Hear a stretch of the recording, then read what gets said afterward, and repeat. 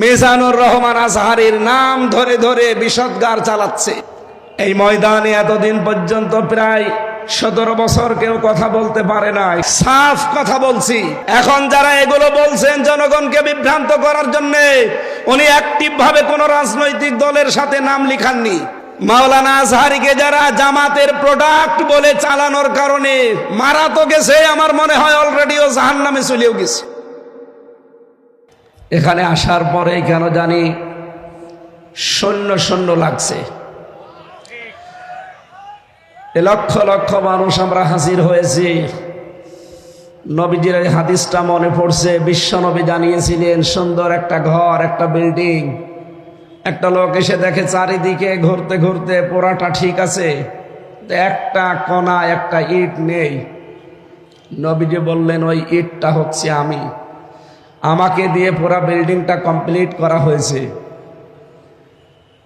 100 বছরের ইতিহাস।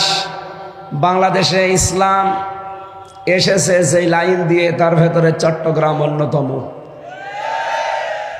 এই জনপদে যিনি কোরআনে কারিমের কথা বলতেন, বাইতুল শরফের পীর, বিশিষ্ট মনীষী, আন্তর্জাতিক খ্যাতি সম্পন্ন একজন ব্যক্তিত্ব, আলহাজ মাওলানা আব্দুল জব্বার, আল্লাহ রাব্বুল আলামিন তার গোলামের কবরটাকে জান্নাতুল ফেরদাউস বানিয়ে দেন, বলেন আমিন। এখানে কথা বলতেন চট্টগ্রামের সিংহপুরুষ মাওলানা সিদ্দিক আজাদ হাফিজাহুল্লাহ। নাম না জানা হাজার হাজার আলেমরা এখানে আপনাদের সামনে কোরআনে কারিম, নবীর হাদিস থেকে আলোচনা রেখেছেন। যারা বিদায় নিয়েছেন, কবরে আছেন, আল্লাহ জান্নাতুল ফেরদাউস দান করেন। যারা এখনো বেঁচে আছেন, হায়াতে তাজ্জেবা সিহাতে কুল্লিয়া আল্লাহ যেন দান করেন, বলেন আমিন। যাকে পেলে আমরা সত্যি ধন্য হয়ে যেতাম, আজকের এই ময়দানটা পরিপূর্ণ হয়ে যেত। 3টা বছর আমি ফাঁসির কন্টেন্ট ছেলে কাটিয়ে আসলাম, তার পাশের বিল্ডিংয়ে ছিলাম। উনি ছিলেন 1 নম্বরে, আমি ছিলাম 4 নম্বরে, মাত্র একটা দেওয়াল মাঝখানে। বিশ্বনন্দিত মুফাসসির কোরআন আল্লামা দেলাওয়ার হোসাইন সাইদি রহমতুল্লাহ আলাইহি, আল্লাহ রাব্বুল আলামিন তার গোলামের সারা জীবনের একটা দোয়া, আল্লাহুম্মা ইন্নী আসআলুকা শাহাদাতান ফি সাবিলিক। হে আল্লাহ, তুমি আমাকে সাধারণভাবে মরণ দিও না, শাহাদাতের মরণ দিও। আমি জেলখানায় যতবার সাক্ষাৎ পেয়েছিলাম, যে কয়বার তার কাছে যেতে পেরেছিলাম, বারবার বলতেন, হামজা, আল্লাহ আমাকে যেন সাধারণভাবে মরণ না দিয়ে শাহাদাতের মরণ দেয়। আল্লাহ ঠিক তার সারা জীবনের সেই দোয়া কবুল করে জালেমদের মাধ্যমে ইমাম আবু হানিফা রহমতুল্লাহ আলাইহে, তাকে যেমন বিষ প্রয়োগ করে হত্যা করা হয়েছিল, এ বাংলাদেশের কৃতি সন্তান, তাফসীরুল কোরআন মাহফিল, এই শব্দটার সারা বিশ্বে যার নামে পরিচিত, তিনি শহীদ আল্লামা দেলাওয়ার হোসাইন সাইদি। তাফসীরুল কোরআন মাহফিল, এই শব্দের জনক বলা হয় তাকে। গণিতের জনক একজন আছে, ইতিহাসের জনক আছে, পৃথিবীর প্রত্যেকটা জিনিসের জনক আমরা আলাদা আলাদা বানিয়েছি। আমার যতটুকু জ্ঞান বা ধারণা, বাস্তবতা আমি দেখেছি, বাংলাদেশের তাফসীর মাহফিল এটা বললে আল্লামা সাইদির নাম চলে আসে। সেই শহীদ আল্লামা সাইদি সাহেবকে আমরা হারিয়ে ফেলেছি। রব্বুল আলামিন তার কবরটাকে যেন জান্নাতের সুউচ্চ মাকাম দান করেন, জান্নাতুল ফেরদাউসে একেবারে সর্বোচ্চ চূড়ায় আল্লাহ তাকে যেন পৌঁছিয়ে দেন। তার সারা জীবনের কোরআন প্রচারের খেদমত আল্লাহ কবুল করেন।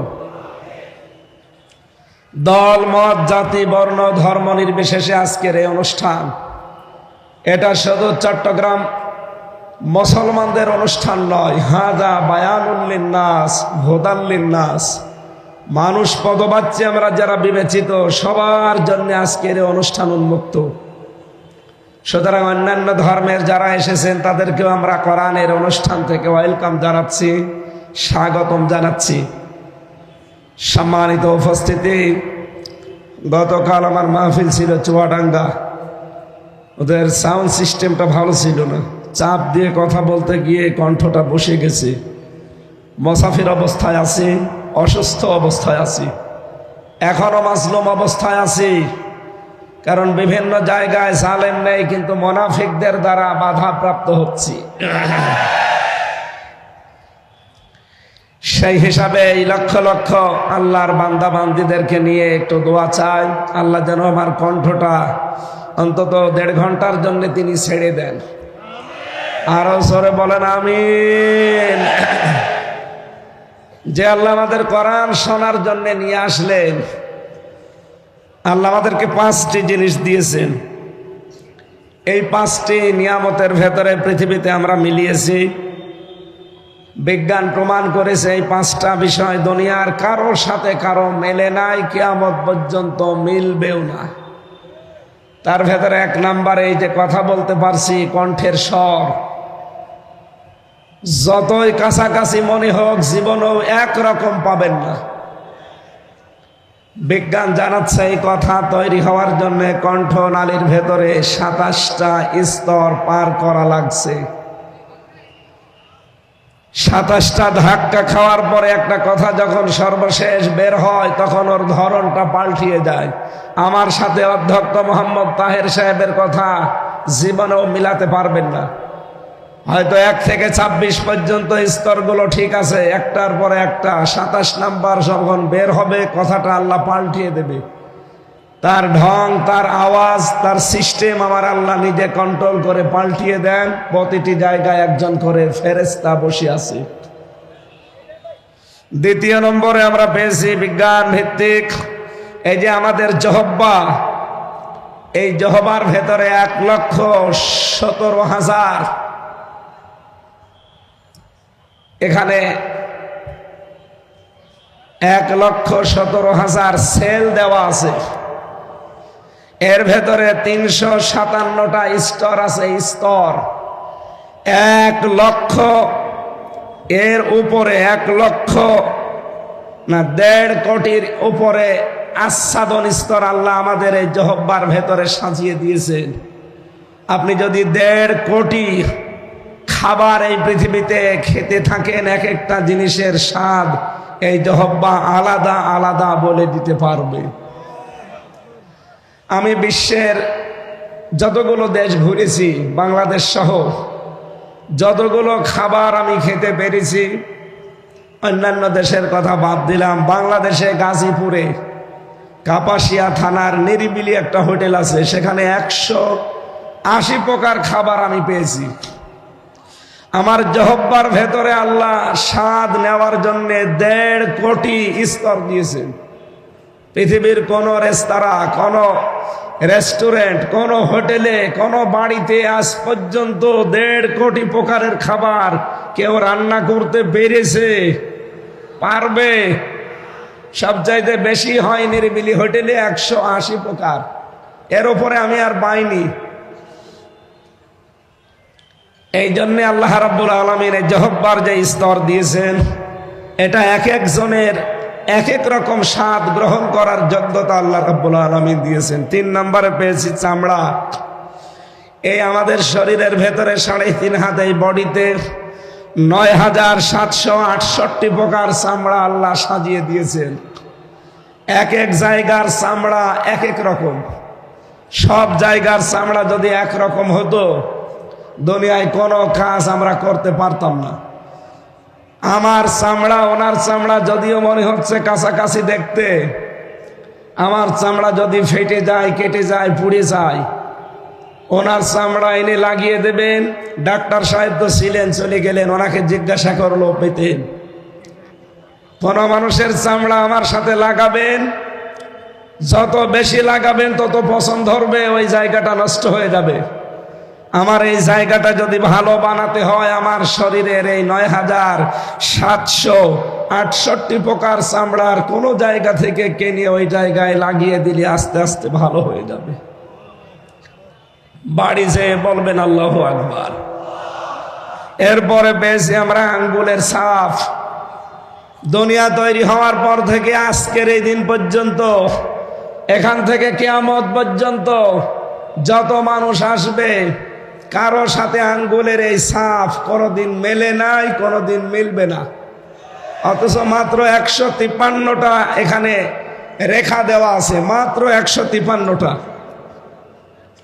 কারো সাথে কারো মিল নেই। যদি মিলে যেত, কত মানুষের জমি জায়গা যে উলট পালট হয়ে যেত, তার ইয়ত্ত ছিল না। এরপরে আমরা পেয়েছি 5 নম্বরে মানুষের চোখ। এই চোখের ভেতরে 1,70,000 রগ আছে, মনি আছে, কর্নিয়া আছে, লেন্স আছে, লেস আছে, ইকুয়াল আছে, ডিফ ইকুয়াল আছে।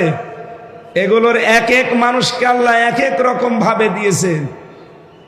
কিয়ামত পর্যন্ত কারো চোখের এই স্তরগুলো, এই মণিগুলো একজনের সাথে আর একজন কিয়ামতের আগ পর্যন্ত মিলা সম্ভব না। যে আল্লাহ আমাদেরকে এগুলো দিয়েছেন, এই ময়দানে এতদিন পর্যন্ত প্রায় 17 বছর কেউ কথা বলতে পারে নাই, কোরআনের কথা হোক, বাইরের কথা হোক। অদৃশ্য শক্তি, বিশেষ করে এই জালেমরা আমাদের কণ্ঠকে রোধ করে রেখেছিল। 27টা স্তর পার করে যে আল্লাহ আমাদের কথা বলার যোগ্যতা দিয়েছেন, খলাকাল ইনসান আল্লামাহুল বায়ান। আল্লাহ বলেন, আমি মানুষ বানিয়েছি, আমি কথা বলা শিখিয়েছি। সুতরাং আমরা যারা কথা বলতে পারছি, যে আল্লাহ 5টা নিয়ামত আমাদেরকে আলাদাভাবে দিয়েছেন, সে আল্লাহর জন্য পড়ছি আলহামদুলিল্লাহ। মাথার ভেতরে বিজ্ঞান প্রমাণ করছে, আমি যা বলছি স্তরগুলো আপনি মিলাবেন। এই মাথার ভেতরে পুরাটাই 7টা জিনিস আল্লাহ এর ভেতরে ঢুকিয়ে রেখেছেন। ফ্রন্টাল লব আছে, এখানে প্যারাইটাল লব আছে, টেম্পোরাল লব আছে, অক্সিপিটাল লব আছে, মোটর কর্টেক্স আছে, সেন্সরি কর্টেক্স আছে, বাক শক্তি আছে। এর এক একটার ভেতরে 6টা করে জিনিস ঢোকানো আছে। কেউ ব্যথা অনুভব করে, কেউ সুখ পায়, কেউ শান্তি পায়, কেউ দুঃখ লাগলে টের পায়, কেউ আনন্দ পেলে টের পায়। এরকম 70,000 জিনিস আমাদের এই মাথার ভেতর থেকে পুরা শরীর আল্লাহ কন্ট্রোল করার জন্য দিয়ে রেখেছেন। 70,000 তার বলা হয়, যেগুলোকে সূক্ষ্ম সূক্ষ্ম তার দিয়ে। বিজ্ঞান জানিয়েছেন, একটা তার যদি অকেজে হয়ে যায়, আপনি পাগল হয়ে যাবেন, নিজের পায়খানা নিজে খাবেন। সুতরাং যে আল্লাহ এখনো পর্যন্ত আমাদের সবগুলো অর্গান ঠিক রেখে সুস্থ রাখলেন, জবান খুলে তার জন্য বলেন আলহামদুলিল্লাহ। নবীজির হাদিস পড়েছিলাম আমরা, তিরমিজি শরীফে নবীজি বলেন, মানিত্তাবাআল হুদা বিগাইরিল কোরআন আদাল্লাহুল্লাহ। পৃথিবীতে যেই লোকটা আল্লাহর পাঠানো এই আখেরি কালাম কোরআনে কারিম বাদ দিয়ে কোন জায়গায় হেদায়েত পাওয়ার জন্য ছুটে যাবে, তার নিয়ত যদি ভালোও থাকে, আল্লাহ নিজে দায়িত্ব নিয়ে তাকে গোমরা বানিয়ে দেবে। চট্টগ্রামবাসী শব্দের দিকে খেয়াল করলে আমরা দেখি, নবীজি যদি দল্লা ইয়াদিল্লু দিতেন, সোলাসি মুজাররদ থেকে যদি এ শব্দটা আসতো, বাংলা অর্থ দাঁড়াতো আপনি নিজেই নিজেকে খারাপ বানিয়ে ফেলেছেন। কিন্তু আদাল্লা ইউদিল্লু বাবে ইফআল থেকে আসার কারণে বাংলা অর্থ দাঁড়িয়েছে, আপনার হয়তো নিয়ত ভালো ছিল, এমন কোন জায়গায় গিয়েছিলেন ভালো হওয়ার নিয়তে, কিন্তু সেখানে কোরআনে কারিম ছিল না, কোরআনের কর্মসূচি ছিল না। এই জন্য আল্লাহ নিজে রাগ করে আপনাকে দায়িত্ব নিয়ে আরো গোমরা বানিয়ে দেবেন। বলেন নাউজুবিল্লাহ। কথাটা ওজন কত আপনি এখনো টের পাননি। ও চট্টগ্রামবাসী, খুব খেয়াল করে হাদিসের দিকে মনোনিবেশ করেন। নবীজির কথা ছিল আদাল্লাহুল্লাহ, আল্লাহ নিজে দায়িত্ব নিয়ে তাকে গোমরা বানিয়ে দেবে। যেহেতু হেদায়েত আমি নিজের হাতে করে এখানে নিয়ে আসি নাই, আর এটা আল্লাহ কারো হাতে দেয়নি, কিয়ামত পর্যন্ত কারো হাতে আল্লাহ দেবেও না। কোরআনে কারীম জানিয়েছে লাইসা আলাইকা হুদাহুম ওয়ালাকিন্নাল্লাহা ইয়াহদি মাইয়াশা। সূরা বাকারা 3 নম্বর পারার ভেতরে আছে 5 নম্বর পৃষ্ঠার 5 নম্বর লাইনের 272 নম্বর আয়াতের প্রথম অংশে আছে। আয়াতের তাফসির আমি প্রায় 12 থেকে 13টা তাফসির মিলিয়ে দেখেছি। সব মুফাসসির আয়াতের ব্যাপারে বক্তব্য একই দিয়েছেন। রব্বুল আলামিন বলেন, হেদায়েত দেওয়া হে নবী আপনার কাজ না, এটার দায়িত্ব শুধুমাত্র আমি আল্লাহর। জোরে বলেন সুবহানাল্লাহ। হযরত আবু হুরায়রা একবার গাছ লাগাচ্ছিলেন রাদিয়াল্লাহু তাআলা আনহু। হঠাৎ তিনি আনন্দে লাফিয়ে উঠলেন।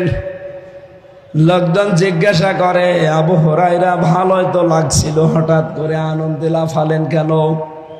হযরত আবু হুরায়রা বলেন, এই কিছুক্ষণ আগামী নরের দরবারে ছিলাম, বিশ্ব নবীর দরবারে থেকে দেখলাম একটা আয়াত নাযিল হয়েছে, ইন্নাকা লা তাহদি মান আহবাবতা ওয়ালাকিন্নাল্লাহা ইয়াহদি মাইয়াশা। আল্লাহ পাক বলেন, হে নবী আপনি যাকে চান ভালোবাসেন তাকে হেদায়েত দিতে পারবেন না, এটা আমি আল্লাহ যাকে ইচ্ছা করি শুধু তাকেই দান করি। এটা নবীজির হাতে যদি থাকতো, আল্লাহর নবী নিজের আত্মীয় স্বজন বংশের লোকদেরকে হেদায়েত গুলো দিয়ে আমার পর্যন্ত হয়তো আসতো না। আল্লাহ যেহেতু নিজের হাতে রেখেছেন, আমার মতো আবু হুরায়রাকে আল্লাহ যে পথ দেখিয়েছেন, এই জন্য আমি আজ আনন্দে হাসতেছি। বলেন সুবহানাল্লাহ।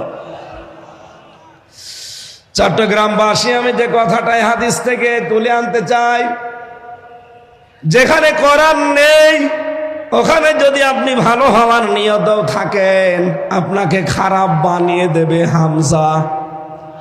কে? আরো জোরে আর একবার বলেন কে?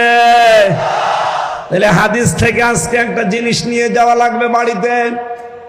যেহেতু কণ্ঠটা আমার বসা, চাপ দিয়ে কথা বলা যাচ্ছে না, আপনারা স্বভাব জোরে দেবেন।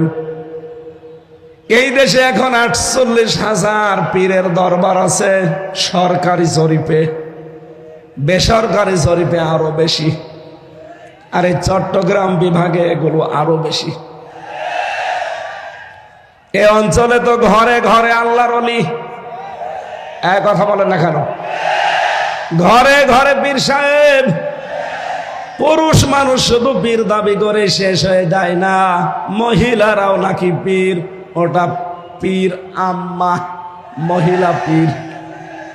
আমি পীর হতে নিষেধ করি না, পীর তো ভালো জিনিস। পীর মানে উস্তাজ, পীর মানে শিক্ষক, পীর মানে মুআল্লিম। আপনি যেটা জানেন না, যিনি জানে তার কাছে জেনে নেবেন, এইটার নাম পীর। এটার নাম কি? অধ্যক্ষ মোহাম্মদ আবু তাহের। আপনি যেটা জানেন না, ওনার যে বিষয়ে জ্ঞান আছে ওনার কাছে জেনে নেবেন, উনি আপনার পীর। ওনাকে পীর মানেন তো? এক কথা বলেন না কেন? এই হিসাবে 48,000 না 48 লক্ষের উপরে পীর হয়ে যাবে না? এজন্য পীর জিনিস ভালো, কিন্তু ব্যবহারটা আমরা খারাপ করে ফেলেছি অনেকে। আজ বাংলাদেশের মানুষের স্বভাব, যে জিনিস যত ভালো বের হয় খুব তাড়াতাড়ি এই দেশের মানুষ তার নকল তাড়াতাড়ি বের করতে পারে। পীর তো ভালো জিনিস। এদেশে ইসলাম নিয়ে এসেছে পীর সাহেবরা। বাইজিদ বোস্তামি চট্টগ্রামের রহমতুল্লাহ আলাই, সিলেটের শাহজালাল রহমতুল্লাহ আলাই, আমার খুলনা বিভাগের খান জাহান আলী রহমতুল্লাহ আলাই, এই মানুষগুলো এই দেশে ইসলাম নিয়ে এসেছিলেন। তারা তো ভালো, কিন্তু এই জিনিসকে পুঁজি করে অনেকে আজ হাজারো দরবারে ব্যবসা করে খাচ্ছে। এই জন্য ওই সমস্ত দরবারে গেলে, বিশেষ করে চট্টগ্রামের বাইতুল শরফ মরহুম মাওলানা আব্দুল জব্বার রহমতুল্লাহ আলাই, আমি তার জীবনী পড়েছি। ওই সমস্ত সময় তাদের দরবারে আসলে তারা কোরআন তুলে দিত। আল্লাহর এই কোরআন পড়েন, বসেন, আল্লাহকে পেয়ে যাবেন। কিন্তু আমরা আশ্চর্যের সাথে লক্ষ্য করে দেখছি, এই 48,000 দরবারের পরবর্তীতে যারা এ দরবারগুলো এখন দায়িত্ব পেয়েছে, তাদের বংশধর, তাদের সন্তানাদিরা এখনো অনেকে আর কোরআনের উপরে নেই। হাদিস ছিল কি, কোরআন যেখানে নেই ওখানে যদি আপনি ভালো হওয়ার নিয়তেও যান, আপনাকে খারাপ বানাবে কে? এই জন্য এই সমস্ত দরবারগুলোতে মানুষ কিন্তু ভালো হওয়ার নিয়তে আমরা যাই, কিন্তু অধিকাংশ জায়গায় দেখি ভালো হওয়ার পরিবর্তে মানুষ আরো খারাপ হয়ে যায়। আমি নাম ধরে বলছি আপনাকে সরাসরি জানার জন্য। এই বাংলাদেশে হাজার হাজার দরবারের ভেতরে অন্যতম একটা দরবার রাজার কুতুববাগ। এই কথা বলেন না কেন? দেওয়ানবাগ। ওদিকে ফরিদপুরের আটরশি, সুরেশ্বরী, চন্দ্রপাড়া, আমার কুষ্টিয়ার লালনের মাজার, এই চট্টগ্রাম, সিলেট, বরিশাল, এ সমস্ত বিভাগ থেকে মানুষেরা দলে দলে পালে পালে কুষ্টিয়ার লালনের মাজারে যায়। আপনারা জান তো ভালো হওয়ার নিয়তে যে ওখানে আল্লাহর ওলি শুয়ে আছে লালন শাহ, কিন্তু ওখানে কোরআন চলে না, কোরআনের কোন কর্মসূচি ওখানে নেই। ওখানে সব হয় প্রকাশ্য শিরিক, কুফরি আর বেদাত। সারা বাংলাদেশ সহ বিশ্বের আমি যতগুলো জায়গার খবর জানি, গাঁজা খেলে পুলিশে ধরে না আমি পাইনি, কিন্তু লালনের মাজারে পুলিশ পাহারা দিয়ে গাঁজা খাওয়ায়। পৃথিবীতে আমার মনে হয় একটা নিরাপদ জায়গা যেখানে পুলিশ পাহারা দিয়ে গাঁজা খাওয়ায়।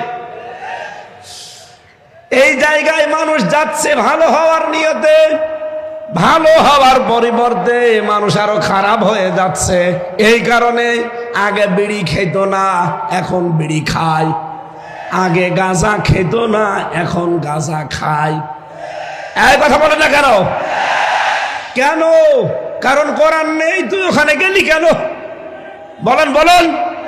সুতরাং এই বাংলাদেশে 48 লক্ষ যদি দরবার তৈরি হয়, যেই দরবারে কোরআন নেই, কোরআনের কর্মসূচি নেই, ওই দরবার যদি আমার বাবাও তৈরি করে, ওই দরবারে আমি আজকে থেকে নেই। কারা কারা সিদ্ধান্ত নিয়ে বাড়ি যেতে পারবেন দেখি হাত তোলেন মুসলমান। লিল্লাহে তাকবীর।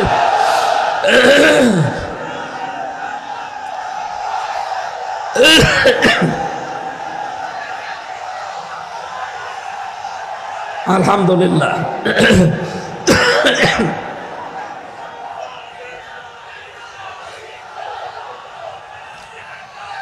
আমার ভাইরা,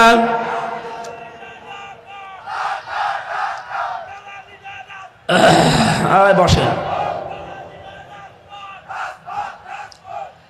আমি যে কথাটা বললাম এটা যদি সত্যিই মেনে নিতে পারেন, শুধুমাত্র এই কয়জন আমার সামনে না, এটা রেকর্ড হচ্ছে, তামাম দুনিয়ার বাংলা ভাষাভাষী মানুষ যারা আছে সবাই শুনছে। এমনকি জেলখানার ভেতরে আমি 3টা বছর দেখেছিলাম বড় বড় তাফসির মাহফিল গুলো বাংলাদেশে যেখানে অনুষ্ঠিত হতো, এগুলোর ভেতরে টিভির পর্দা দেওয়া আছে। অনেক কারারক্ষীর মাধ্যমে এই মেমোরি কার্ডে ওয়াজ, তাফসির এগুলো ভরে মানুষকে দেওয়া হতো, ওরা শুনতো। তার মানে কাল এই মাহফিলটা চট্টগ্রামের নামে বাংলার বিভিন্ন জেলখানায় আসামিরা শুনতে পাবে। বহু মানুষ ওর ভেতরেও বিভ্রান্ত হয়। আমি একটা উদাহরণ বলছি। আমার সাথে জেলখানায় ছিল একজন 25 বছর। চিত্রনায়ক সোহেল চৌধুরী হত্যা মামলার আসামি মামুন। আমরা 2:30-3টায় উঠতাম জিকির করার জন্যে, তাহাজ্জুদ পড়ার জন্যে।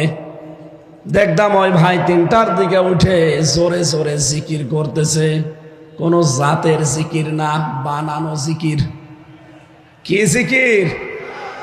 উনি জিকির করছে ইয়া রাসূলুল্লাহ, ইয়া রাসূলুল্লাহ। কি গো? মাওলানা মামুনুল হক আর আমি এক জায়গায় ছিলাম, নামাজ ভুল হয়েছে তোর জিকিরের ঠেলায়। একদিন ডাক দিয়ে বললাম যে ভাই কি করেন? হুজুর জিকির করি। কিসের জিকির? রসুলের এশকে। ও, আপনি ইয়া রাসূলুল্লাহ, ইয়া রাসূলুল্লাহ জিকির পেয়েছেন কোথায়? বলছে আমার এই জেলখানায়, আমার রুমে একজন সবুজ পাগড়ি মাথায় দেওয়া মাইজ ভান্ডারী বাবার মুরিদ এসেছিল। উনি আমাকে এই জিকির শিখিয়েছে যে তাড়াতাড়ি যদি বের হতে চান তাহলে ইয়া রাসূলুল্লাহ জিকির করেন। মাওলানা মামুনুল হক আর আমি দুইজন বললাম যে ভাই ইয়া রাসূলুল্লাহ বলে কোনো জিকির নেই। জিকির একটা ইবাদত। রাসূলের নামে আপনি দরুদ শরীফ পড়তে পারেন, কিন্তু জিকির যদি করতে হয় এই পৃথিবীতে একমাত্র করা লাগবে আমার আল্লাহর নামে। কোরআনে কারীম জানিয়েছে ওয়াল্লাযীনা লা ইয়াদউনা মা'আল্লাহি ইলাহান আখার। সূরা ফুরকান 68 নম্বর আয়াতের প্রথম অংশে আছে রব্বুল আলামিন বলেন রহমানের বান্দা তো তারা যারা আল্লাহর সাথে অন্য কাউকে ডাকে না। চট্টগ্রামবাসী, সারা বাংলাদেশের 64 জেলাতে আমার এই ছোট্ট জীবনে আমার যাওয়া আছে। আমি দেখেছি সবচাইতে বেশি জিকিরের নামে ভণ্ডামি হয় চট্টগ্রাম বিভাগে। জিকির একটা ইবাদত, এইটা নিয়ে পাগলামি শুরু হয়েছে। আপনি আল্লাহ বাদে কারো নামে জিকির করতে পারবেন না। এই কথা বলেন না কেন? এই যে ফেনী, কুমিল্লা, ব্রাহ্মণবাড়িয়া কোন বিভাগে? চট্টগ্রাম। বলেন বলেন, এখান থেকে জিকির গুলো বেশিরভাগ আবিষ্কার হয়। এরা আল্লাহর নামে কিছুক্ষণ জিকির করার পরে দেখি জিকির করে ইয়া রাসূলুল্লাহ, ইয়া আলী বাবা, দয়াল বাবা, কেল্লা বাবা, ফতে বাবা, শাহ আলী বাবা। সাবধান মুসলমান, এর পরবর্তীতে 69 নম্বর আয়াত ইউদাআফ লাহুল আযাবু ইয়াউমাল কিয়ামাহ। আল্লাহ পাক বলেন আমার নামে জিকির করে আর পাশাপাশি অন্য কাউকে যারা জুড়ে ডাকে তাদের শাস্তি হবে ডবল। এদের লাইভ চলছে, আমি জানি ওনাদের কানেও যাচ্ছে। ও চট্টগ্রামের মুসলমানেরা, আপনার হাতে পায়ে ধরে বলছি আমি আপনাকে বাঁচাতে চাই। আমি কোরআন দিয়ে দলিল দিয়েছি। আপনি যে বাবার কথা মতো জিকির করেন, উনি যদি কোরআনের দলিল দিতে পারে আমি আজকে আয়াত পড়বো না, আর বাদ দিয়ে দেব। কিন্তু আপনাকে কোরআনের দলিল দেওয়া লাগবে। কথা বলেন ঠিক কিনা? কিসের কেল্লা বাবা, কিসের ফতে বাবা, কিসের শাহ আলী বাবা? কোন বাবার নামে দুনিয়ায় জিকির নেই। জিকির হবে কার নামে? এমনকি লাভ ফাল দেওয়াও জিকিরে নেই। জিকির হবে মনে মনে, কান্না জড়িত কণ্ঠে, মৃদু আওয়াজ দিয়ে, আবেগ দিয়ে। সূরা আরাফের 205 নম্বর আয়াতে 6 নম্বর আয়াতে আল্লাহ দলিলগুলো দিয়েছেন, আর আপনি বানিয়ে নিয়েছেন। এত জোরে জোরে লাফান, ফেরেশতারা পর্যন্ত আশ্চর্য হয় আসলাম কোন দেশে। সাবধান, আজকে থেকে আর জিকির করা যাবে না আল্লাহ বাদে অন্য কোন নামে। জেলখানায় 25টা বছর ওই লোকটা, সে একটা মাসলুম মানুষ হয়ে গেছে। তাকে আপনি একটা ভালো জিকির শিখিয়ে দেবেন না, একটা নতুন আবিষ্কার করা জিকির আপনি শিখিয়ে তার জীবনটা আপনি ভুল পথে ঠেলে দিলেন। নিজেও তো জাহান্নামে যাচ্ছেন, ওই মানুষটাকেও সাথে নিয়ে যাচ্ছেন। এই কথা বলেন না কেন? সুতরাং বাংলাদেশে আলেম নামে কিছু জালেম পয়দা হচ্ছে, আমি নাম নিতে চাই না, তাদের আমার ঘৃণা লাগে। এই মানুষগুলো আজিয়ালি বাবা, শালি বাবা, কেল্লা বাবা, ফতে বাবার নামে জিকির করে আপনাদেরকে দিয়েও করায়। ওরা জাহান্নামে যাচ্ছে, যাক, ওদের শাস্তি হবে ডবল। আপনি আমি ওদের সাথে যেতে চাই? বলেন। সুতরাং আজকে সিদ্ধান্ত নিয়ে যারা হাত তুলেছেন, কোরআন যেখানে নেই আমি ওখানে আজকে থেকে আর নেই, তাহলে হেদায়েত আপনাকে আমার আল্লাহ দেবে। দ্বিতীয় পয়েন্টে পেয়েছি, বাংলাদেশে এখন 48টা রাজনৈতিক নিবন্ধিত দল, এর বাইরে আরো আছে নিবন্ধনের বাইরে, সব মিলে প্রায় 84টা হবে। যতগুলো দল এই দেশে রাজনীতি করছে, যেই দলের কর্মসূচিতে কোরআন নেই, কোরআনের কর্মসূচি নেই, আল্লাহর কসম আপনি যদি ভালো হওয়ার নিয়তেও সেখানে থাকেন, নিজে আল্লাহ দায়িত্ব নিয়ে আপনাকে আরো খারাপ বানিয়ে দেবে।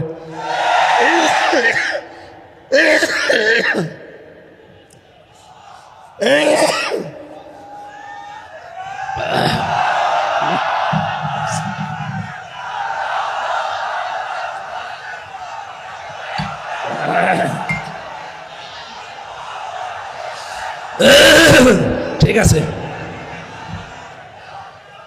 বীর চারতলাবাসী, আজকে থেকে এখনই সিদ্ধান্ত পরিবর্তন করা লাগবে। আমি আমার বাবার কথা বলছি না, আল্লাহর কসম আমি আমার ঈমান থেকে কথা বলছি। সুতরাং এই দেশে যেই রাজনৈতিক দলের কর্মসূচিতে কোরআন নেই, ওখানে যদি আমার বাবাও দলের প্রতিষ্ঠাতা হয়, আমি ওখানে যদি যাই আমাকে খারাপ বানিয়ে দেবে কে? সুতরাং আমি আমার বিশাল আখিরাত নষ্ট করতে চাই না। যেই দলে কোরআন নেই ওই দলে আমি নেই। কারা মন থেকে রাজি আছেন দেখি? লিল্লাহি তাকবীর। এই দেখেন তো, হাত তোলেনি কে? দেখেন।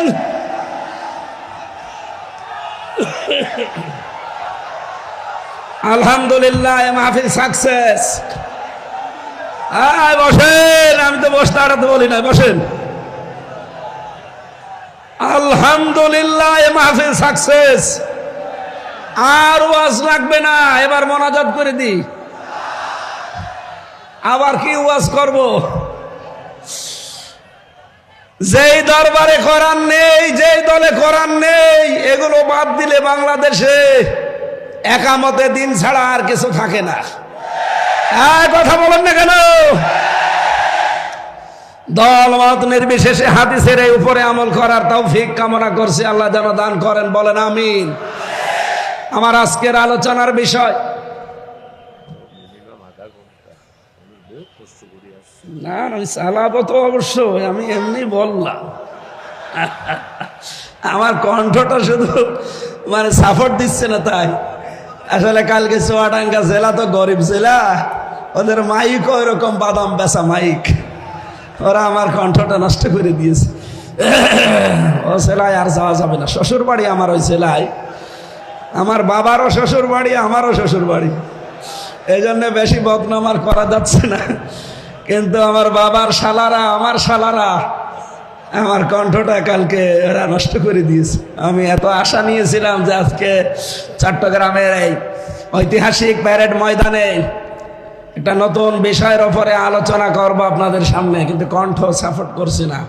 জোরে কথা বললে এই যে স্তরগুলো ভেঙে যাচ্ছে। কয়টা স্তর পার করে কথা হয়? একটু মাঝে মাঝে ঝামেলা হলে আপনারা কিছু মনে করেন না, আসলে সাপোর্ট দিচ্ছে না। 3টা বছরে জালেমরা এমন কোন টর্চার করে নাই। ফাঁসির ওই কন্ডেম ছেলে আমরা 11 ঘন্টা টাঙিয়ে মাজায় দড়ি দিয়ে পিটিয়েছে।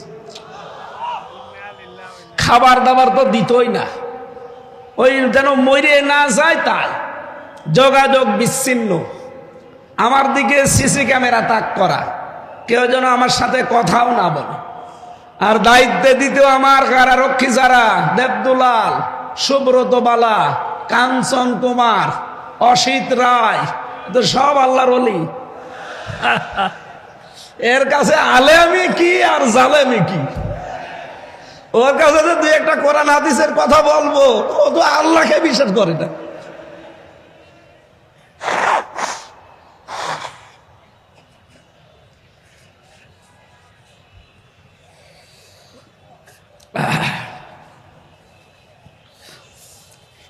এই যেখানে ভূতের ভয় সেখানে রাত হয়, এমনি 5-6 দিন আছি জ্বরে, এরপরে আবার এই বড় অনুষ্ঠানটা আমার কপালে পড়ে গেছে।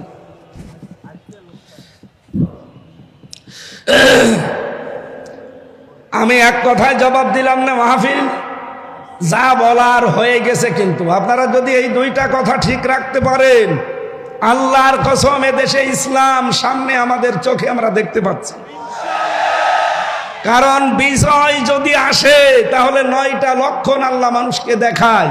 সূরা নসরের প্রথম 2টা আয়াতে আপনি দেখবেন 2টা আছে, ইদা জা নাসরুল্লাহি ওয়াল ফাত, যখন আসবে আল্লাহর সাহায্য তখন আপনি বিজয় দেখতে পাবেন।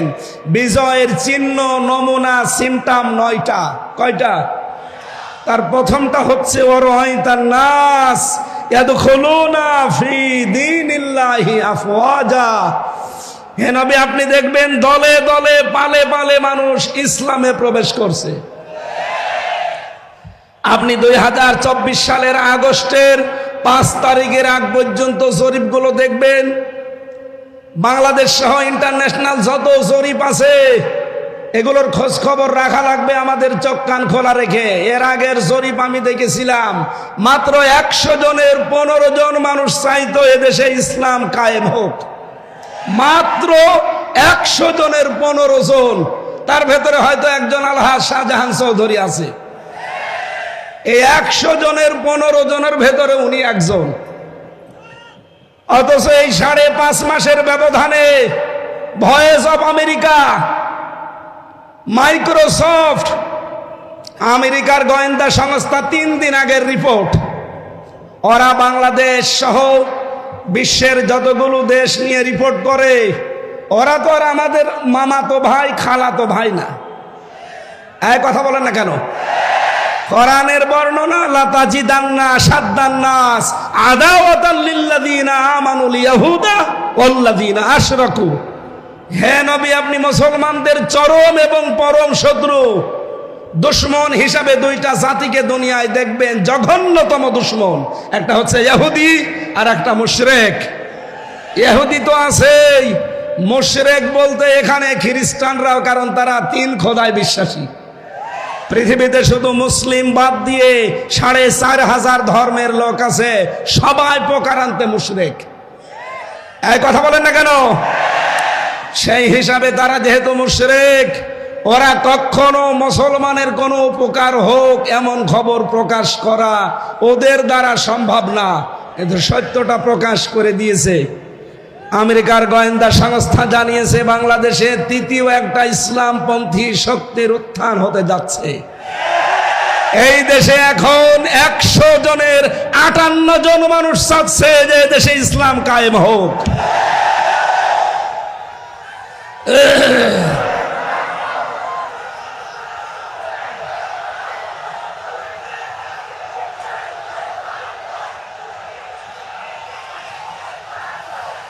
আলহামদুলিল্লাহ।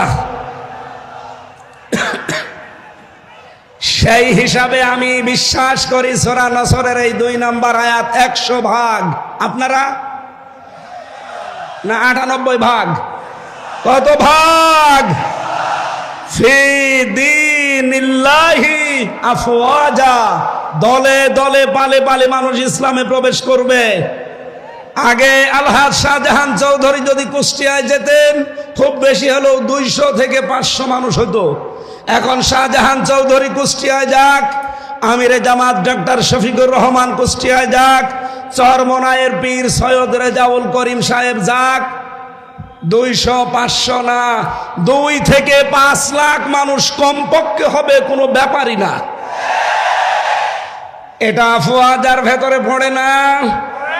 মাত্র 5 মাসের ব্যবধানে যদি অবস্থা আল্লাহ তৈরি করে দেয়, আর 5 মাস যেতে দেন। এই জন্য সৈয়দ মুফতি রেজাউল করিম হাফিজাহুল্লাহ 3 দিন আগে উনি সাংবাদিকদেরকে জানিয়েছেন যে নির্বাচন 1 থেকে 1.5 বছর পর হোক, অসুবিধা নেই। পেছন দিক থেকে দেখলাম একজন জামা টেনে ধরছে। তার মানে সে বুঝে ফেলেছে যে না, হবে না। এ হুজুর সব এক হয়ে গেছে, দেশের দাড়িওয়ালা টুপিওয়ালা, নামের আগে যাদের মোহাম্মদ, নামের শেষে হুসাইন, এদেরকে আর থামানো যাচ্ছে না। এরা সব এখন এক হয়ে গেছে। সুতরাং আমি বিশ্বাস করছি কিছুদিনের ভেতরে দেখবেন 100 জনের 100 জন মানুষ বাংলাদেশে বলবে আমরা কোরআনের রাজ কায়েম করতে চাই। আল্লাহ যেন এটা দেখে মরার তৌফিক দেন, বলেন আমিন। জেলখানার 3টা বছরে ফাঁসির কন্ডেম সেলের ভেতরে যেহেতু যোগাযোগ বিচ্ছিন্ন ছিলাম, আল্লাহর সাথে সম্পর্ক আমার খুব ভালো ছিল। 24টা ঘন্টায় কোনো কাজ নেই। বই পড়ার জন্য কারারক্ষীকে বললে যেহেতু দেবদুলাল এনে দিত বঙ্গবন্ধুর আত্মজীবনী, ও ছাতা পড়ে আমি করবো কি? বলতাম যে স্যার একটু বই এনে দেন। একদিন নিয়ে এসে দিল বঙ্গবন্ধুর ছেলেবেলা। আমি বললাম এটা লাগবে না। তারপরের দিন বললাম, উনি নিয়ে এসে দিল বঙ্গবন্ধুর চীন সফর। স্যার আর বই নেই? হ্যাঁ আছে, নিয়ে আসেন। এরপরে নিয়ে এসে দিয়েছে বঙ্গবন্ধুর আত্মজীবনী। একদিন রাগ করে বলে ফেললাম যে বই নিয়ে আসার আর জায়গা পান না, আমার ফাঁসি চাই, এই বইটা নিয়ে আসতে পারেন না? এই বই পড়তে নেই। পড়তে নেই কেন? ওইটা নিয়ে আসেন। আমি মেজর ডালিম বলছি ওই বইটা নিয়ে আসেন। আপনি যেহেতু অন্য ধর্মের মানুষ, আপনি তো আনবেন না। তো অন্তত কোনো মুসলমান কারারক্ষীকে বলেন সে যেন একটা তাফসির আমার এনে দেয়। আল্লাহর ইশারা এনে দিয়েছে ফি জিলালিল কোরআন আর তাফহিমুল কোরআন। আমি যেই দুইটাকে সবচাইতে বেশি ভালোবাসি।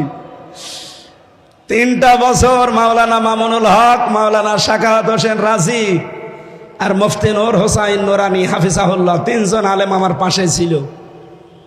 খুব বড় মাপের আলেম তারা, কওমি মাদ্রাসার বড় ভালো মানুষ। অনেক অবদান আমার এই 3 বছরে তাদের জীবনে আর আছে। আমি তাদের কাছে ঋণী হয়েছি, তাদের কাছে অনেক কিছু পেয়েছি, বিশেষ করে আরবি গ্রামার। আমি কোরআনের সাথে তাফসিরের সাথে মিলিয়ে মিলিয়ে যেগুলো পেয়েছি, 3টা বছর আল্লাহকে আমি একটা কথাই মনে হয় বেশি বলেছি, আল্লাহ জীবনে আমি কিচ্ছু চাই না, কোনোদিন বের হতে পারবো কিনা তাও জানি না। কারণ জালেম যে এইভাবে পড়ে যাবে কেউ কল্পনাও করে না। আমার একটাই দোয়া ছিল, মাবুদ যদি বাইরে কোনো দিন যেতে পারি, অল্প সময়ে মেন কথাগুলো তোমার বান্দাদের সামনে সহজ সরল ভাষায় যেন বলতে পারি, সেই তৌফিক আমাকে দিও। আর আমি চর্ম চোখে যেন দেখে মরতে পারি যে 56,000 বর্গ মাইল এই কালাম দিয়ে চলছে।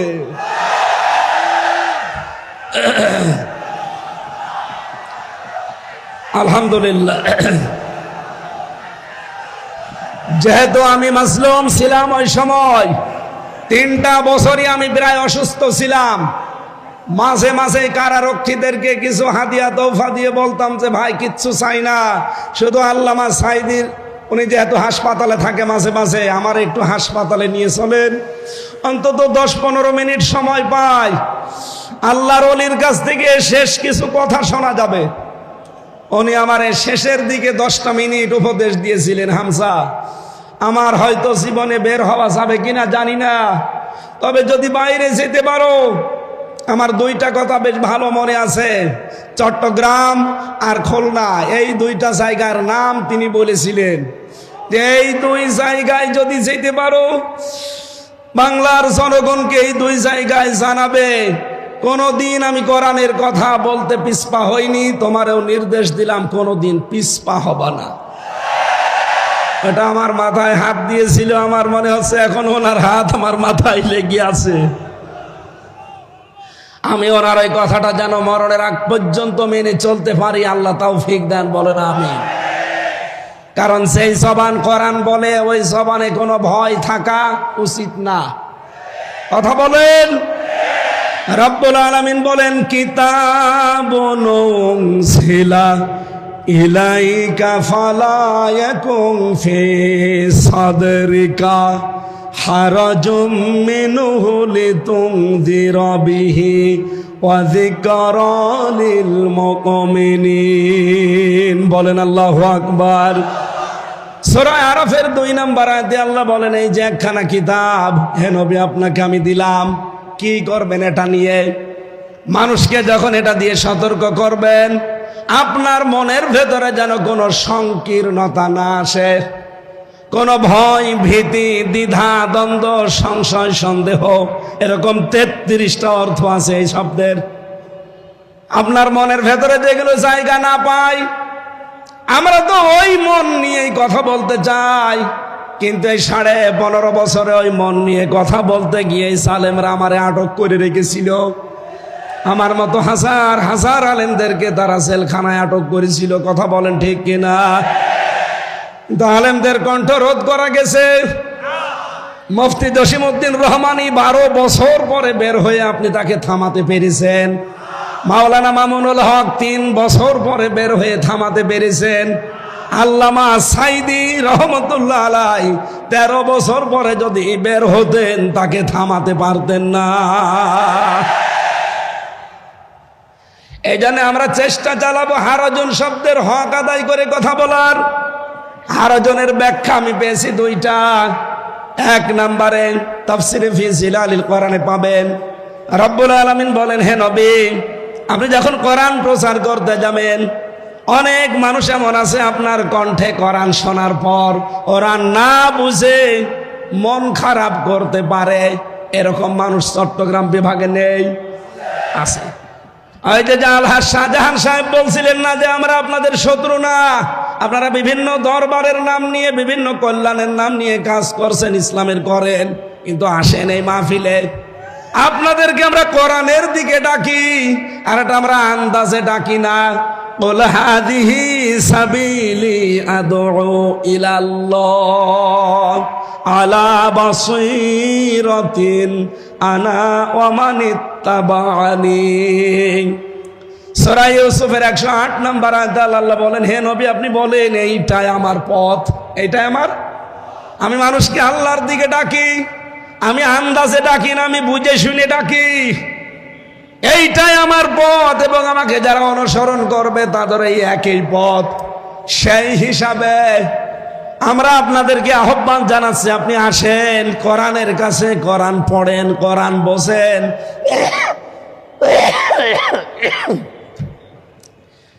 কিন্তু হারজন শব্দের ব্যাখ্যাটা মিলে যায়। অনেক মানুষ দেখি না বুঝে, না জানার কারণে আন্দাজে আমাদের উপরে মন খারাপ করে। আপনার সাথে আমার জমি জায়গা নিয়ে কোনো ভেজাল আছে? টাকা পয়সা নিয়ে ভেজাল আছে? বলেন বলেন। আপনি ইসলামকে বিদায় করে দিতে চান, নতুন ইসলাম আমদানি করতে চান, অথচ শান্তি কামনা করেন। কিয়ামত হয়ে যাবে, কিয়ামত হয়ে যাবে, আপনি শান্তি পাবেন না। এক দোকানদার, একটা ছোট্ট উপন্যাস পড়েছিলাম। এক দোকানদার, তার কর্মচারীর নাম হচ্ছে ইসলাম। তার একটা মেয়ে ছিল, নাম তার শান্তি। যেহেতু এক জায়গায় থাকে, ছেলে আর মেয়ে দুইজন এক জায়গায় থাকলে আকর্ষণ সৃষ্টি হতে পারে না। আল্লাহ 6টা জিনিসের প্রতি মানুষের আকর্ষণ তৈরি করে দিয়েছেন, তার ভেতরে 1 নম্বরে মহিলা, নারী। যেহেতু পর্দার বিধান মানে না, এই জন্য তাদের ভেতরে দেখা সাক্ষাৎ, প্রেম, মন দেওয়া নেওয়া। শেষ পর্যন্ত মালিক টের পাওয়ার পরে বলছে, দেখো আমার বাড়ির কর্মচারী আর আমার মেয়ের সাথে লাইন, আচ্ছা করে পিটিয়েছে।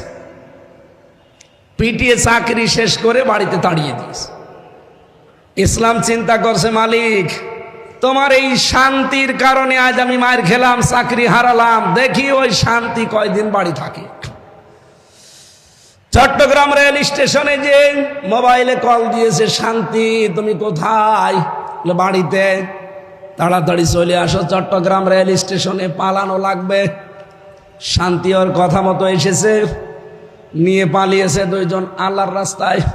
নাউজুবিল্লাহ। এটা কি আল্লাহর রাস্তা? শয়তানের রাস্তা। বিয়ের আগে যারা পালিয়ে যায়, কি আল্লাহর রাস্তায় যায় না শয়তানের? এই জন্য বিয়ের আগে প্রেম করা জায়েজ নেই, প্রেম হবে বিয়ের পরে। এই কথা বলেন না কেন? বিয়ের পরে যদি সত্যি আপনি প্রেম করতে পারেন, এই যে মোতাহার ভাই আজ 16 বছর পরে ঠাকুরগাঁও বাড়ি, আমার সাথে জেলে ছিল বিডিআর, 16 বছর পরে বের হয়েছে, মাত্র 14 দিনের স্ত্রী রেখে।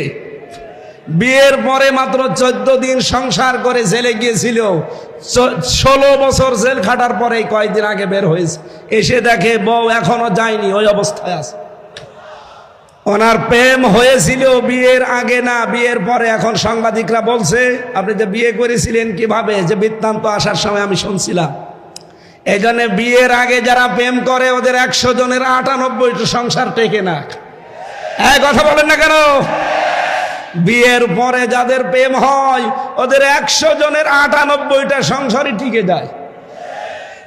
এর দৃষ্টান্ত এই যে মোতাহার আলী বিডিআর ভাই, পালিয়েছে 2 জন। সকালবেলা দেখে মেয়ে বাড়ি নেই, শান্তি। দোকান খোলা বাদ দিয়ে রাস্তায় চিল্লাচ্ছে, আমার শান্তি গেল কোথায়, আমার শান্তি গেল কোথায়।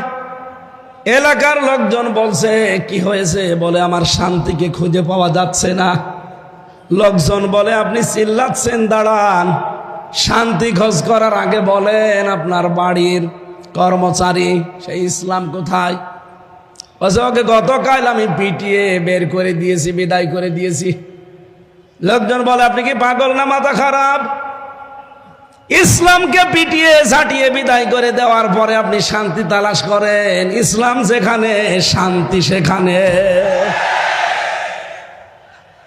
আজ আপনি ইসলাম যেটা আসল ওইটা বাদ দিয়ে নতুন ইসলাম আমদানি করে বিভিন্ন দরবার কায়েমের মাধ্যমে চালিয়ে যাচ্ছেন। যখন তাফসীর করা হয় ওইগুলো টেকে না, তখন আপনার মন খারাপ হয়। এই কথা বলুন, আপনি শান্তি দিতে পারবেন না, আরো অশান্তির দাবানল ওখানে জ্বলবে। হারজনের দ্বিতীয় ব্যাখ্যা পেয়েছি। হে নবী, আপনি যখন কোরআন থেকে তাফসীর করবেন, ব্যাখ্যা বিশ্লেষণ জানাবেন, তখন দেখবেন সমাজে অনেক নিয়ম নীতি চালু করা আছে ইসলামের নাম বলে, যেহেতু আগে ওইগুলো ইসলাম আসলে না, মানুষের বানানো। আপনি আসল ইসলামের কথা বললে ওইগুলো টিকবে না। যারা ওইগুলো নিয়ে এতদিন আবহমান কাল ধরে বিভিন্ন নাম দিয়ে ব্যবসা করে খাচ্ছে, তারা আপনার উপরে রাগ করবে, আপনার হাদিয়া তওফা নজর নিয়াজ তখন ওরা বন্ধ করে দেবে। আমাদের সারা দেশে এখন একই অবস্থা। কথা বলেন ঠিক কিনা? কথা বলার আগেই এই 15.5 বছর তো কান পড়া দিত, এখন কান পড়া না দিলেও এই কথা বলে যে কোরআন থেকে আপনি কথা বলবেন, শুধুমাত্র কবরের কথা বলবেন। আরে ভাই, আপনি যে কবরের কথা বলার জন্য আমার কানের কাছে মুখ নিয়ে বলেন, কবরে তো সর্বপ্রথম শুরু হবে 3টা রাজনীতি। যারা আজ বলেন যে কোরআনের সাথে রাজনীতির সম্পর্ক নেই, আমার এই ছোট্ট মাথার ভেতরে 918 জায়গায় আয়াত পেয়েছি কোরআন দিয়ে রাজনীতি করা লাগবে। আমার চাইতে যারা বড় বড় মাথা নিয়ে বসে আছে ওনারা আরো বেশি পাবে। সুতরাং এই কথাগুলো যারা বলেন, আমার মনে হয় তারা কোরআন মানে কি তাও জানে না। ওদের পেটে যদি আপনি বোম মেরে বলেন যে কোরআন মানে কি বলেন, তো বলতে পারবে না। আমার যতটুকু বিশ্বাস, যারা কোরআনের কথা শুনলে শুধু রাজনীতির গন্ধ খোঁজেন, এখন নতুন নতুন করে কিছু মানুষ তৈরি হচ্ছে। আগামীকাল যিনি আসবেন তার পেছনে অনেকে অলরেডি লেগে গেছে। বিশেষ করে আমার চুয়াডাঙ্গার একজন, চাঁপাইনবাবগঞ্জের স্বামী স্ত্রী 2 জন, কিশোরগঞ্জের এক আল্লাহর ওলি, আগে ছাত্রলীগের সভাপতি ছিল। হাসিনা নমিনেশন দেয়নি, তাড়িয়ে দিয়েছে, বাধ্য হয়ে এখন খয়রাতি আর একটা দলে যোগ দিয়েছে। এই 4 জনের কথা সারা বাংলাদেশে আমি শুনতে পাচ্ছি। মিজানুর রহমান আজহারীর নাম ধরে ধরে বিষদগার চালাচ্ছে।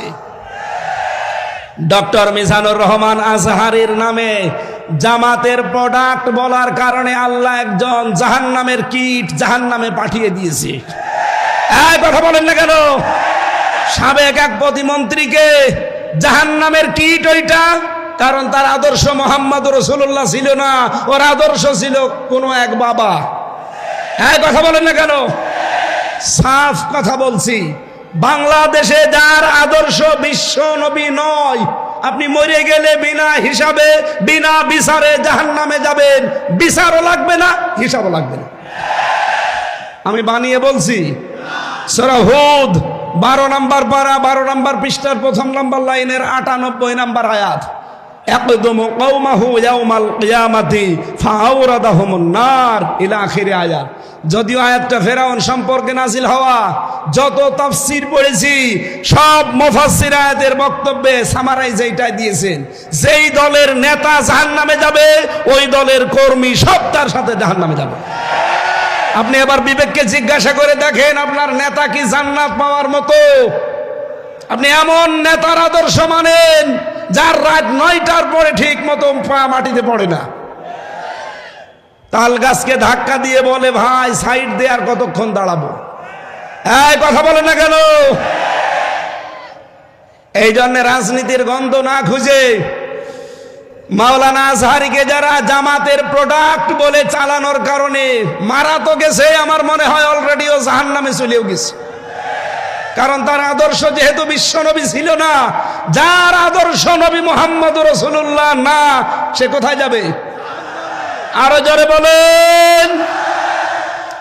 এখন যারা এগুলো বলছেন জনগণকে বিভ্রান্ত করার জন্য, উনি অ্যাক্টিভ ভাবে কোন রাজনৈতিক দলের সাথে নাম লিখাননি। কথা বলেন না কেন? আরো জোরে বলেন। আরে ভাই, এই গত 4 দিন আমরা যারা কথা বলছি, মাওলানা আব্দুল্লাহ আল আমিন, মাওলানা কামরুল ইসলাম সাঈদ আনসারী, সাজ্জেদ কামাল উদ্দিন জাফরি হাফিজাহুল্লাহ, আমি আমির হামজা সহ, যদি কোনো ট্যাগ আমাদের পেছনে দিতেন তাও হয়তো কেউ বিশ্বাস না করুক, শয়তান হালকা বিশ্বাস করত। কিন্তু আপনি ওই লোকটার নামে এমন একটা ট্যাগ লাগিয়ে দিচ্ছেন, শয়তানও বিশ্বাস করে না। আল্লামা সাঈদের বিরুদ্ধে যে মামলাগুলো দিয়েছিল তার ভেতরে একটা ছিল ধর্ষণের মামলা। যেই মহিলাকে ধর্ষণের মামলা দেওয়ার জন্য ওই মহিলাকে নিয়ে এসেছে এই যে অ্যাডভোকেট তাজুল ইসলাম, উনি জিজ্ঞাসা করছে, মা আপনাকে আল্লামা সাঈদী ধর্ষণ করেছে? বলছে জি হ্যাঁ। আপনার জন্ম তারিখ কত, জন্মসাল? যে 1975। 1975 সালে আপনার জন্ম, আর 1971 সালে উনি আপনাকে ধর্ষণ করেছে। ওটা কি রুহের জগতে? এ পোড়াটা যে বানোয়াট, এটা আমি নিজের জীবন দিয়ে টের পেয়েছি।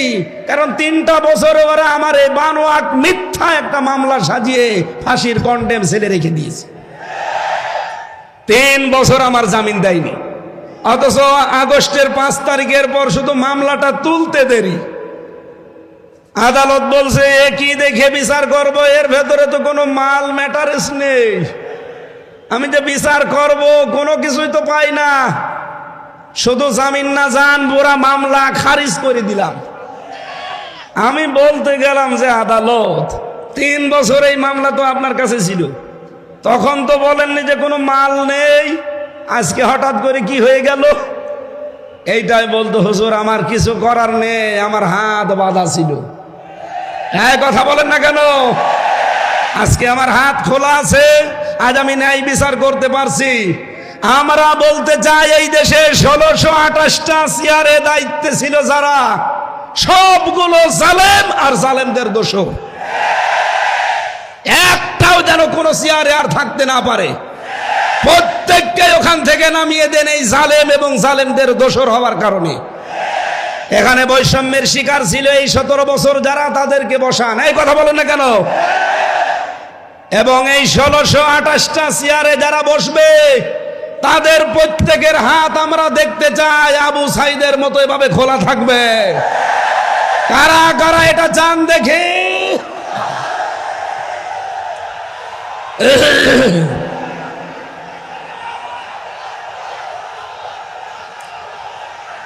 আলহামদুলিল্লাহ।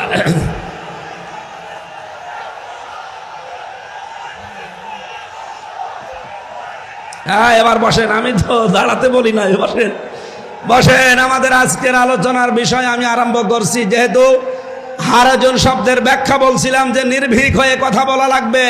কে বেজার হবে, কে খুশি হবে, ওটা আমার দেখার দরকার নেই। আমি দেখতে চাই আমার আল্লাহ কি বলেছে, রাসূল কি করেছে এ কথাটা বলেছিলেন বিংশ শতাব্দীর একজন মুজাদ্দিদ। এই যে এই বইটায় যার ছবি দেখতে পাচ্ছেন, মাওলানা সাজ্জেদ আবুল আলা মওদুদী রহমতুল্লাহ আলাই, তার এই কথাটা বিশ্বের হাজার হাজার লক্ষ লক্ষ মানুষের কলিজায় লেগেছে যে আমি ইসলাম মানতে গিয়ে কোনোদিন দেখিনি যে বাবা কি বলেছে, দাদা কি করেছে, পীর সাহেব কি বলেছে, না, আমি দেখতে পেয়েছি আল্লাহ কি বলেছে, রাসূল কি করেছে। আমরা তার এই কথাকে সামনে নিয়ে তাফসীরুল কোরআন মাহফিল লিখে দিয়েছেন। আমার তেলাওয়াতকৃত আয়াত সূরা বাকারার 278 নম্বর আয়াতটার উপরে ভিত্তি করে আমরা কথা বলবো। মুমিন জীবনের 7 দফা কর্মসূচি আমার আল্লাহ আমাদেরকে দিয়েছেন। মরণের আগে হলেও আমরা যেন এই 7 দফা কর্মসূচি দুনিয়ায় পালন করতে পারি, আল্লাহ তৌফিক দেন, বলেন আমিন। এই 7 দফা কর্মসূচি যদি আমরা পালন করতে চাই, এর এগেনস্টে, এর বিপরীতে আমাদের প্রকাশ্য শত্রু কে? আরো জোরে বলেন। শয়তান ও 7টা কর্মসূচি খাড়া করে রাখবে। আজকের আলোচনার বিষয় মুমিনের 7 দফা কর্মসূচি বনাম শয়তানের 7 দফা কর্মসূচি। দেখি আমরা কোনটা নিতে পারি। আল্লাহ রাব্বুল আলামিন জানিয়েছেন, ইয়া আইয়ুহাল্লাযীনা আমানু আতিউল্লাহা ইয়া আইয়ুহাল্লাযীনা আমানু তাকুল্লাহা ওয়া যারু মা বাকিয়া মিনার রিবা ইন কুনতুম মুমিনিন। এই বসেন বসেন, খুব গুরুত্বপূর্ণ বিষয়, এখান থেকে আজকে নিয়ে বাড়ি যাওয়া লাগবে। আমার প্রথম মুমিন জীবনের কর্মসূচি দফা 1 নম্বরে আমার আল্লাহ দিয়েছেন, মুমিন যেই সমাজে থাকবে ওই সমাজে সুদ থাকতে পারবে না। এই জন্য আল্লাহ ইমানদারকে ডাক দিয়েছেন, ওহে যারা ইমানের দাবি করো আমাকে ভয় করো, ওয়াযারু মা বাকিয়া মিনার রিবা, সুদের যত বকে আছে সব ছেড়ে দাও, ইন কুনতুম মুমিনিন, যদি মুমিন দাবি করো। তাহলে মুমিন জীবনের 1 নম্বর দফা সুদ মুক্ত সমাজ তৈরি করা, আর এটাই বাংলাদেশে তৈরি করবে ফেরেশতারা। আরো জোরে বলেন, আরো জোরে বলেন।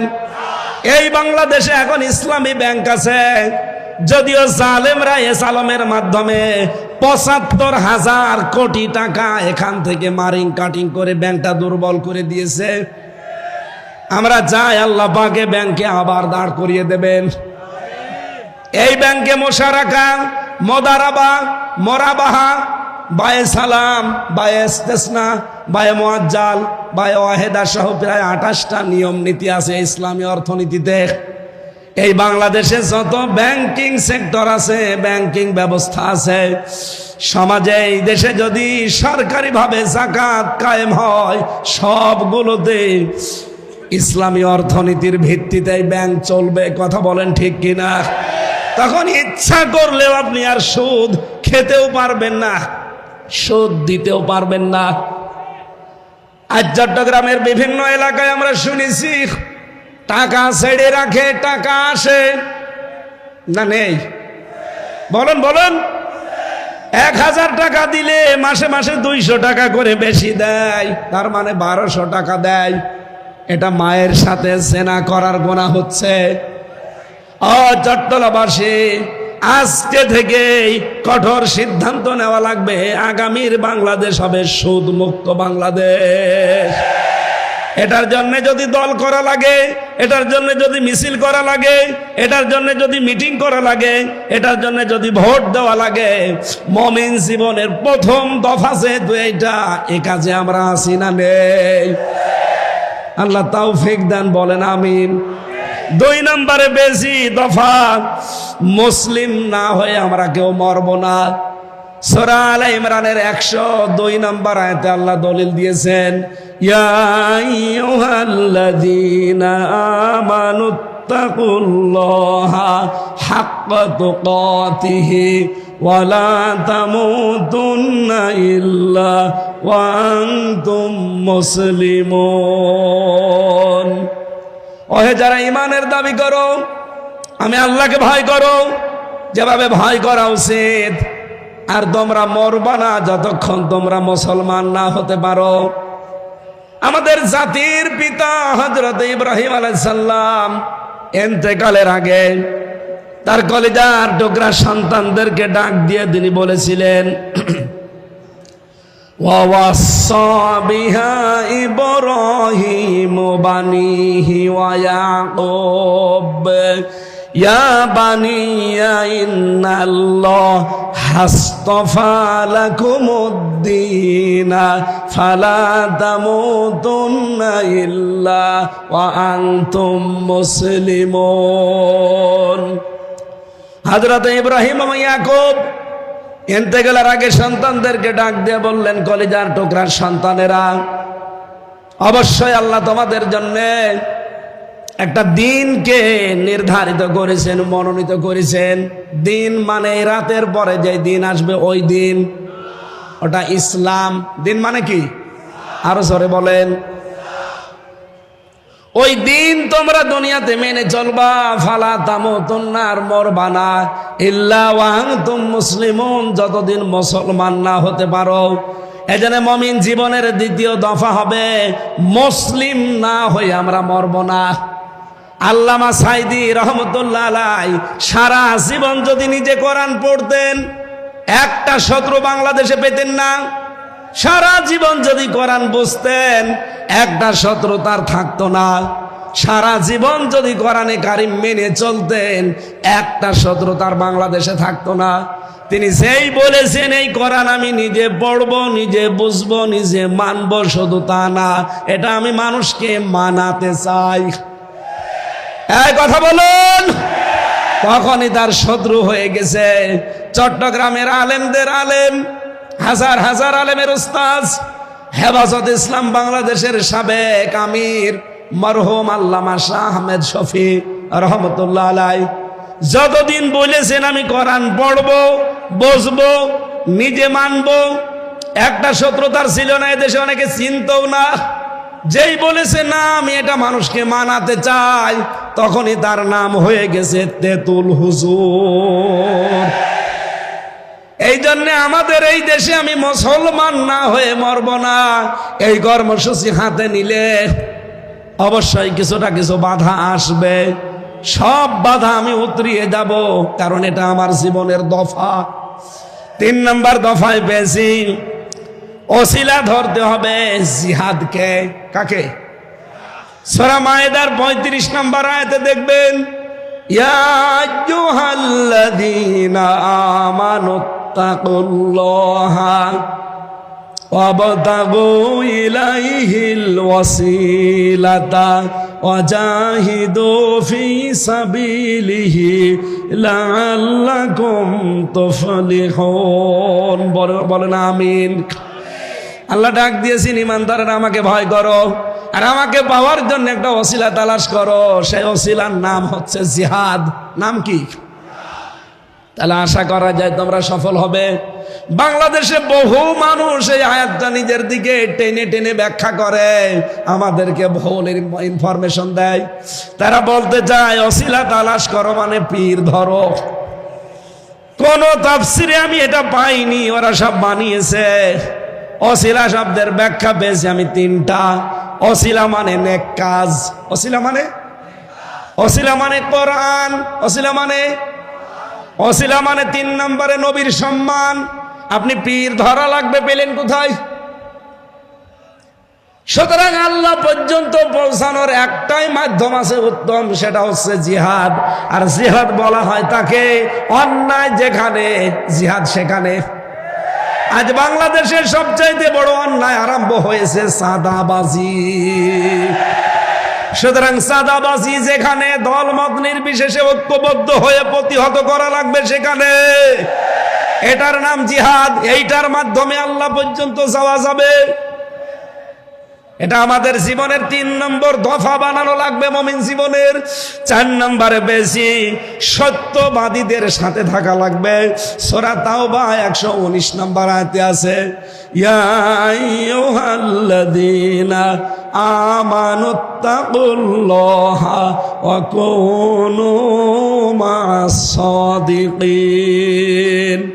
ওহে যারা ইমানের দাবি করো আমাকে ভয় করো, আর দুনিয়ায় যারা সত্যবাদী তাদের সঙ্গে থাকো। জোরে বলেন সুবহানাল্লাহ।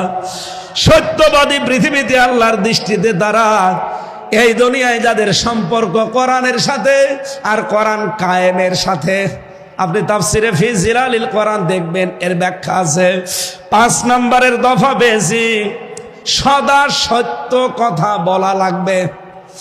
সূরা আহজাবের ৭০ নম্বর আয়াতটা দেখবেন, ইয়া আইয়ুহাল্লাযীনা আমানুত্তাকুল্লাহা ওয়া কুলু কাওলান সাদীদা। ওহে ঈমানদারেরা, আল্লাহকে ভয় করো আর কথা বললে সোজা সরল সত্য কথা বলো। এ নির্দেশ কার? এই বাংলাদেশে যখনই আপনি এই দফাটা কায়েম করতে যাবেন যে আমি সত্য বই মিথ্যা বলিব না, তখন হাজারো মিথ্যা বিচার বন্ধ হয়ে যাবে। আমি দেখেছি আমার বিরুদ্ধে ৪ জন সাক্ষী এনেছিল প্রশাসন। এই জালেম সরকার কুষ্টিয়ার ৪ জনকে বানিয়ে সাক্ষী নিয়ে এসেছিল আমার বিরুদ্ধে। তারা সাক্ষী দেওয়ার আগে পিপি তাদেরকে কোরআন শরীফ হাতে তুলে দিল। এটা তুলে দিয়ে বলছে, যাহা বলিব সত্য বলিব, সত্য বই মিথ্যা বলিব না। অথচ এটা যে হাত থেকে সরে গেল দেখলাম পুরা যা বলল সব মিথ্যা কথা। এই জন্য আমার জীবনের দফা বানানো লাগবে এটা। আমি যদা যা বলবো এখন থেকে সদা সত্য কথা বলবো। কথা বলে না কেন? ৬ নম্বরে আমি দফা পেয়েছি মুমিন জীবনের, এইটাই আমার মনে হয় আসল দফা। এখন থেকে বিশ্ব নবী মুহাম্মদুর রাসূলুল্লাহকে একমাত্র আদর্শ মানা লাগবে। সূরা হাদীদের ২৮ নম্বর আয়াতটা আপনি তাফসীর খোলেন, ইয়া আইয়ুহাল্লাযীনা আমানুত্তাকুল্লাহা ওয়া আমিনু বিরাসূলিহি يؤتكم كفلين من رحمته ويجعل لكم نورا تمشون به ويغفر لكم الله غفور رحيم। ওহে যারা ইমানের দাবি করো আমাকে ভয় করো, ওয়া আমিনু বিরাসূলিহি, আর আমার রাসূলের উপরে ঈমান আনো। আই আতিউল্লাহ আতিউর রাসূল। এখানে তাফসিরে হাক্কানির ভেতরে মুফাসসির লিখেছেন রাসূলের উপরে ঈমান আনা মানে তার আদর্শ মেনে চলা। আমি এজন্য আগেই বলেছি আপনাকে জীবনের দফা বানাবেন এইটা। যাদের জীবনে রাসূল ছাড়া অন্য কেউ আদর্শ, আপনি আজকে লিখে নিয়ে যেতে পারেন। মরণের পরে কবরে দিলে বিশ্ব নবীকে যখন দেখিয়ে বলবে মান হাজার রাজুল, আপনি বলবেন লা আদরি, আমি চিনি না। কিন্তু আমি বলতে পারবো হাদা নবিয়্যুনা মুহাম্মাদুর রাসূলুল্লাহ সাল্লাল্লাহু আলাইহি সাল্লাম, কারণ আমি এই জীবনে বিশ্ব নবী বাদ দিয়ে কাউকে আদর্শ মানি না। আমাদের সবার জীবনে এই ৬ নাম্বার দফা এখন থেকে থাকার দরকার আছে না নেই? কারা নবী ছাড়া অন্য কাউকে আদর্শ মানেন না তারা হাত তোলেন, লিল্লাহি তাকবীর। আলহামদুলিল্লাহ। বীর চট্টলবাসী ৭ নাম্বার দফাটা আমাদের এবার শেষ দফা। এটা মুমিন জীবনের ৭ নাম্বার দফা হচ্ছে এখন থেকে আখিরাতের পুঁজি তৈরি করে পাঠাবো। সূরা হাশরের ১৮ নম্বর আয়াতে আমার আল্লাহ দলিল দিয়েছেন, ইয়া আইয়ুহাল্লাযীনা আমানুত্তাকুল্লাহা ওয়াল তানজুর নাফসুম মা কদ্দামাত লিগাদ ওয়াত্তাকুল্লাহ ইন্নাল্লাহা খাবীরুম বিমা তা'মালুন। ওহে যারা ঈমানের ভয় করো আমাকে ভয় করো। প্রতিটি ইমানদারের উচিত আগামীকাল তার কি পুঁজি তৈরি হচ্ছে এটা চিন্তা ভাবনা করে দেখা।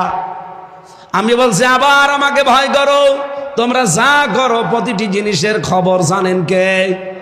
এই জন্য আমাদের জীবনের শেষ দফা, ফাইনাল দফা, সর্বশেষ দফা, এখন থেকে এইটাই সিদ্ধান্ত নেওয়া লাগবে আগামী দিনের প্রস্তুতির জন্য আমি কি পাঠাচ্ছি।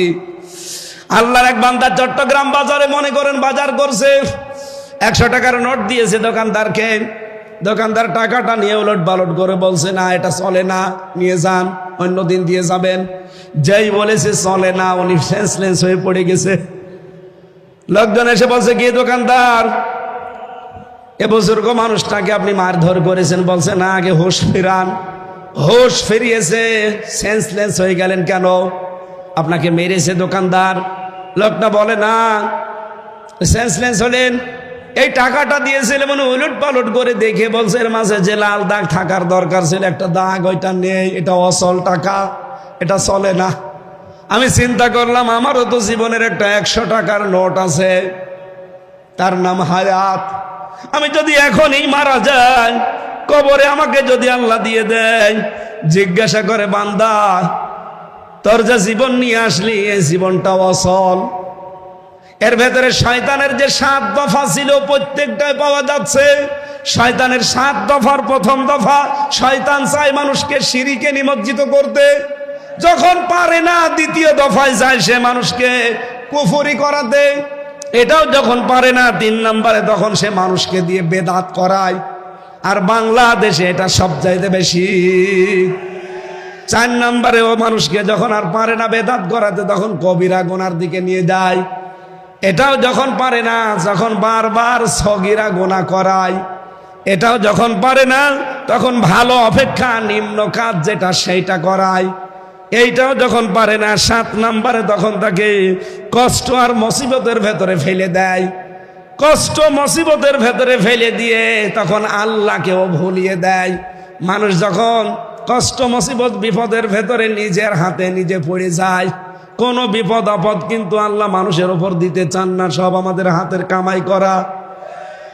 যেই বিপদে পড়ে মুসিবতে পড়ে নিঃস্ব হতে থাকে গনার কাছে, আল্লাহ রাব্বুল আলামিন তখন তাকে আকাশের চাঁদ ও ঝলসনা রুটির মতো দেখায়। তখন তার ঈমানই নষ্ট হয়ে যায়। লোকটা ডাক দিয়ে বলছে, আমি চিন্তা করলাম আমারও তো একটা 100 টাকার নোট আছে। আল্লাহ পাক যদি বলে, বান্দা শয়তানের যে 7 দফা ছিল তোর আমলনামার ভেতরে, জীবনের ভেতরে সব দফাগুলো পাওয়া যায়। শিরিক পাওয়া যায়, কুফরি পাওয়া যায়, বেদাত পাওয়া যায়, কবিরা গুনাহ পাওয়া যায়, বারবার সগীরা গুনাহ করতি সেটা পাওয়া যায়। সবগুলোই তো পাওয়া যাচ্ছে। এই অসল আমলনামা দিয়ে আমার বানানো জান্নাত তোকে দেওয়া সম্ভব না। তখন আমার কি হবে এই চিন্তা করে আমি সেন্সলেস হয়ে গেছি। আমি যখন একা একা থাকি, মাঝে মাঝে আমার চিন্তা হয়, রব্বুল আলামিন যদি বলে, হামজা 2024 সালের ডিসেম্বর মাসের 31 তারিখ পর্যন্ত তোরে মাফ করে দিলাম, যা, তোর জবাব দেওয়া লাগবে না। তোর এই 33 জানুয়ারি মাসের 1 থেকে আজকে 29-30 তারিখ, এই 30টা দিনের হিসাব দিয়ে তুই জান্নাতে চলে যা। আমার মাঝে মাঝে চিন্তা হয় একা থাকলে যে আমার এই 30 দিনের হিসাব দেওয়াও সম্ভব না। আপনারা পারবেন? এই জন্য 7 নম্বর দফাটা এখন থেকে আরম্ভ করেন। আখিরাতের জন্য কিছু পুঁজি তৈরি করে পাঠান। আমি সহ যারা এসেছি প্রত্যেককে আল্লাহ পাক এই 7টা দফা মেনে চলার তৌফিক দিন, বলেন আমিন। শয়তানের এই 7 দফায় ঝাঁটার বাড়ি দিয়ে আজকেই বিদায় নিতে পারি, আল্লাহ তৌফিক দেন, বলেন আমিন। আগামীকাল যেহেতু এর চাইতে আরো 10 গুণ মানুষ বেশি আসবেন আপনারা, আমি জানি। এক একজন অন্তত 4-5 জন করে নিয়ে আসবেন। ডক্টর মাওলানা মিজানুর রহমান আজহারি শ্রদ্ধাভাজন বড় ভাই আগামীকাল আসবেন।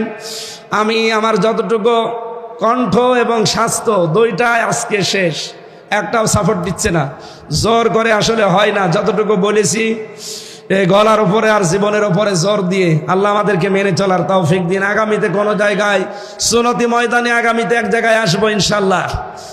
এরপরে আরো বাঁশখালীতে আসার কথা আছে, যেখানে এখানে আসবো, কোরআন থেকে হাদিস থেকে কথা বলবো ইনশাআল্লাহ। আজকের মতো শেষ করছি, আমিন।